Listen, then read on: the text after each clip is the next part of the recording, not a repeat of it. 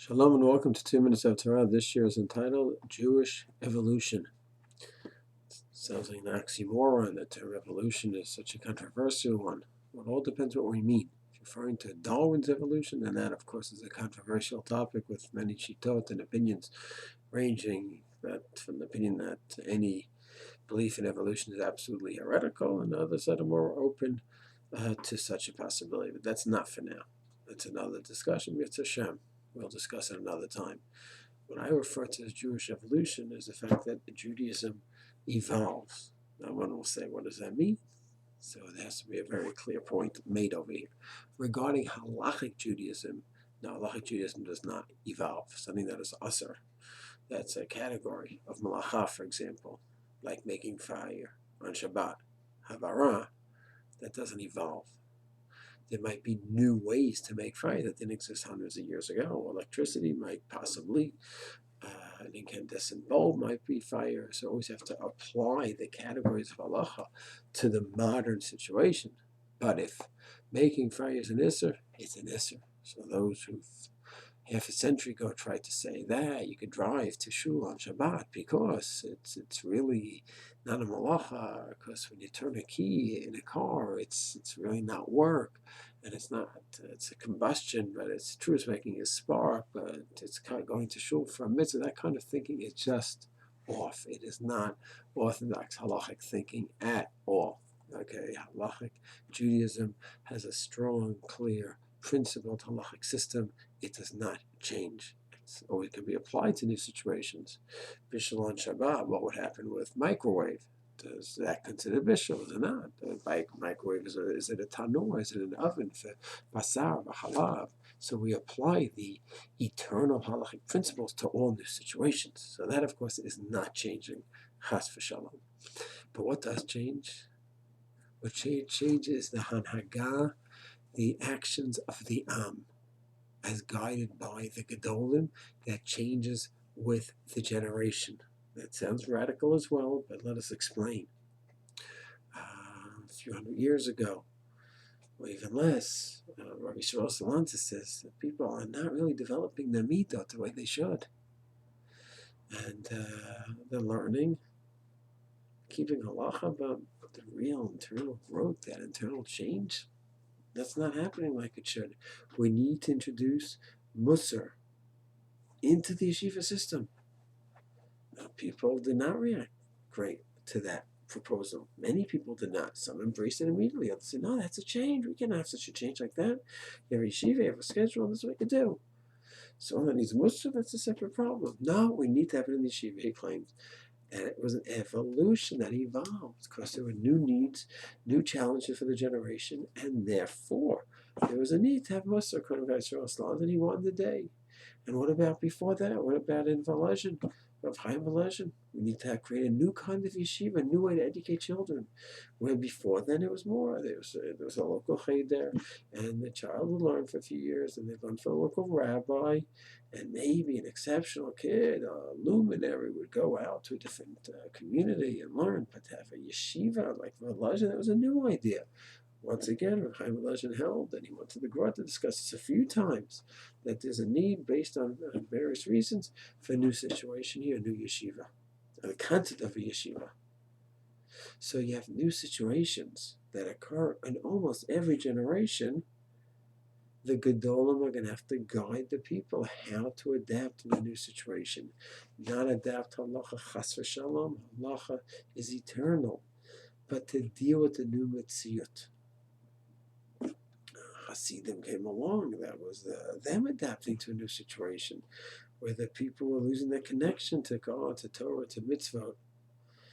And now we need to go ahead and have some inspirational approach that's going to work for this group of people. Of course, the Gra was nervous. Wait a second, are they playing around with halacha? Is there tampering with halacha going on? And that, of course, was a debate that went on for many, many decades and even generations.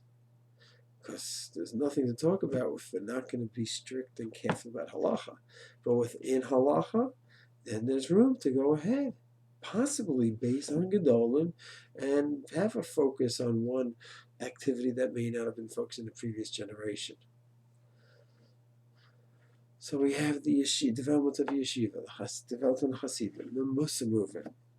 And of course, over the last century and more, the newest evolution, of course, includes how to relate to the state of Israel, where you're going to have those that say, okay, there is a new reality called Jewish sovereignty, and we're going to have to develop an approach to it. You're going to have the extremes. You can have those that say, no, it's terrible. We have to fight it tooth and nail.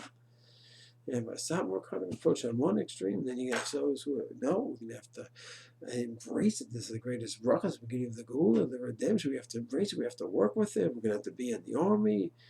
We have to work in the kibbutzim. Is there change in halacha here according to either approach, from the Sambar approach to the other extreme approach, from one to another? Of course not. Everyone is grounded in halacha, but there's a new reality. We need to evolve and deal with this new reality. And this is constantly going on.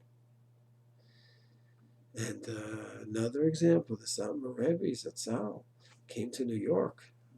Satmar Hasidim was destroyed. His family was destroyed in the Holocaust. So what's going to be? How's he going to build up? Satmar Hasidim in Williamsburg. So some of his colleagues and followers said, listen, we're just looking to survive, Rebbe. We'll keep Torah, mitzvahs, we'll keep Shabbat and Kashrut, and let's try to set up some learning situations here, but let's be happy with that. We need to evolve and keep halacha, but the chumras, the stringencies, and the Satmar Rebbe said, no way. The chumras, the stringency, the tzniut, the stockings, whatever we kept in Europe, it's going to be the same. Everyone thought that's not possible, and of course he proved everyone wrong in so many ways, where he just rebuilt Satmar Hasidus. So that was a situation where people thought we need to evolve, keep halacha, but maybe some changes. He said no, and he proved himself right, of course. So that is the theory of evolution regarding Judaism. That while halacha is eternal and doesn't change, the hanhagan, the practice of the people, that may have to change based on the times and based on the situation. And of course, the Gedolim have to guide the people, and sometimes the Gedolim may have different responses to different situations, and sometimes the Gedolim may argue, and that's what we call Eilu V'Eilu Divrei Elokim Chayim. They're both the words of God, as long as they're based on a Gadol who's thinking it through step by step by step by step, applying all the sources that we have in our rich Masorah to the new reality, and then that's it. And even if it's different opinions on how to deal with the new reality and how to, so to speak, evolve, or maybe not to evolve and keep the same schedule and the same outlook that we had before, depends on each Gadol's reaction. And then finally, the crowning part of evolution is an individual. If a person doesn't evolve, then he's not a growing Jew. There's something wrong. He should start off his life. He's self-centered, he's narcissistic. He's thinking about his pleasures, his kavod, his honor, his glory. As the time, the years, the decades move on, he should evolve. If he's still in the same place, where losing the basketball game just got him down,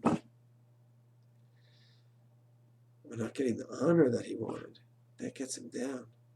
And his love of Torah has not grown geometrically. It's the same person. That's very sad. So not only do we accept the idea of evolution here, we demand it. So of course the term evolution is a tricky one. It refers to Darwin. That's a whole other topic. When it refers to the Jewish nation evolving, reacting to different situations and circumstances, when it refers to an individual growing and evolving, then not only is it tolerable, it is a must, and it is essential. It's Hashem should bless us that we should all, both as individuals, as communities, as a nation, we should evolve to be like Am Chacham V'Navon Hagoy Hagadol Hazeh, to be a wise and great nation.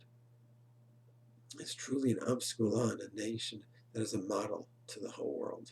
Shalom.